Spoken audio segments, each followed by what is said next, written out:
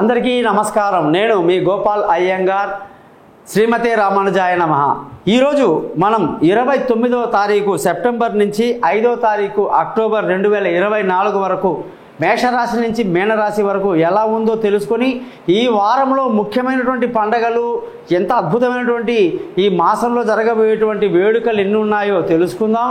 అలాగే మనం 12 రాశులకు వారఫలాలు తెలుసుకుంటూ వాళ్ళ రాశి గురించి చాలా ప్రత్యేకమైన కొన్ని విషయాలు మీకు ఇవాళ చెప్పదలుచుకున్నాను అన్నమాట. ముందుగా ఈ వారం కానీ గ్రహాల పరిస్థితి చూసుకుంటే గురువు వృషభ రాశిలో, కుజుడు మిథున రాశిలో, చంద్రుడు సింహం కన్యా తుల రాశిలో ప్రయాణిస్తూ, శుక్రుడు తులారాశిలో, అలాగే రవి బుధ కేతు 3 గ్రహాలు కూడా కన్యా రాశిలో, శని కుంభరాశిలో, రాహు మీనరాశిలో సంచరిస్తున్నారు. ఈ వారంలో గొప్పతనంగా చూసుకుంటే మనకి ఒకేసారి బుధుడు కన్యారాశిలోకి ఉచ్చస్థితిలోకి రావటం, సూర్యుడు ఆయనతో పాటు ఉండడం, అలాగే శుక్రుడు స్వస్థానంలో ఉండడం, ఒక్క కుజగ్రహం యొక్క కొన్ని ఇబ్బందులు తప్ప జనరల్గా సామాన్యంగా బాగున్నాయి. ఇప్పుడు ఈ వారం మొత్తం మీద చూసుకుంటే మనం నవరాత్రుల్లోకి ఎంటర్ అయ్యేటువంటి వారం అన్నమాట. ఈ నవరాత్రులు ప్రపంచంలోనే అత్యంత పవిత్రమైన వారంలో 9 రోజులు అన్నమాట. ఈ 9 రోజులు నవరాత్రాలు ఎవరైతే ఉపవాసం ఉండి ఉపవాస దీక్ష చేస్తూ అమ్మవారిని కొలుస్తారో వాళ్ళందరికీ కూడా జీవితాంతం సంతోషంగా ఆనందంగా ఉండేటువంటి ఒక అద్భుతమైనటువంటి టైం అన్నమాట. సంవత్సరం పొడుతా మనకి టైం ఉండదు. ఆఫీసులు, జాబులు, టూర్లు ఏమో ఎంజాయ్ చేస్తుంటాం. కానీ ఈ నవరాత్రులు మాత్రం ఎప్పుడైతే ఆశ్వయుజ మాసంలో శుక్లపక్షంలో వచ్చేటువంటి ఈ నవరాత్రులు ఎవరైతే నిష్ఠగా ఉండి ప్రతిరోజు అమ్మవారి యొక్క రూపాన్ని దర్శిస్తూ ఏ రోజుకు ఆ రోజు మారే అమ్మవారి యొక్క అలంకారం అంతా చూస్తూ వాటికి తగినటువంటి అమ్మవారికి నైవేద్యాలు పెడుతూ ఎవరైతే కుటుంబంలో సంతోషంగా ఆనందంగా ఈ వ్రతం చేస్తారో, ఉపవాసం చేస్తారో వాళ్ళకి నవ నాయకులు అంటే 9 మంది అమ్మవారి యొక్క ఆశీస్సులు ఆ కుటుంబంలో ఉంటాయని తెలుసుకోవాలి. మరి మీరందరూ కూడా 12 రాశుల్లో ఒక్కొక్క రాశి యొక్క ప్రత్యేకత ఏమిటి, వాళ్ళ గురించి కొన్ని ముఖ్యమైన విషయాలు ఇవాళ చెప్పి ఆ తర్వాత మీకు నేను ఫలాలు చెప్తాను. ఓపికగా ఆఖరి వరకు చూడండి. ఈ ఛానల్ని మీరు సబ్స్క్రైబ్ చేయండి. మీ జాతకాలు తెలుసుకోవడానికి నన్ను కాంటాక్ట్ చేయండి. పైన 3 నెంబర్లు వాట్సాప్ నెంబర్ ఇచ్చాను. అలాగే thesimpleastrologer.com అనే ఈ ఛానల్ అంటే సింపుల్గా ఎటువంటి ఇబ్బంది లేకుండా మీకు పరిహారాలు చెప్తాను అని దాని అర్థం. తప్పకుండా కాంటాక్ట్ చేయండి. మీ గోపాల్ అయ్యంగార్.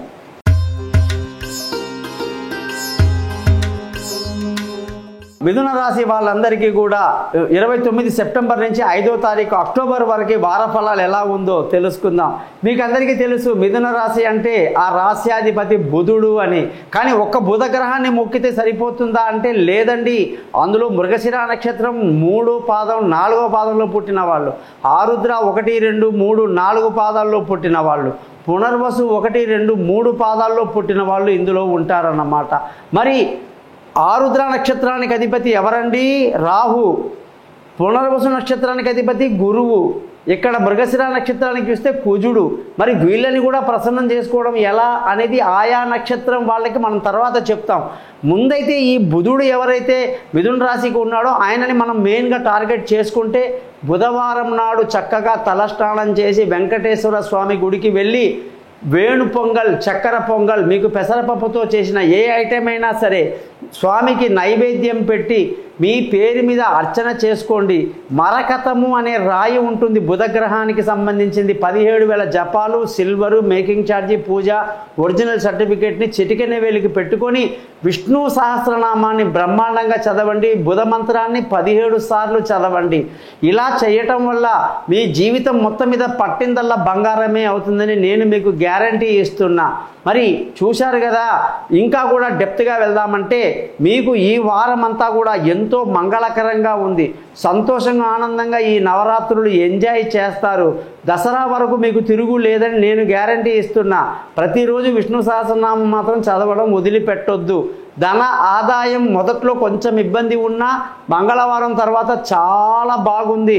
కుటుంబ సంతోషం బాగుంది. పిల్లల చదువులు బాగున్నాయి. బంధువుల స్నేహితుల సహాయ సహకారాలు పెద్దగా లభించదు.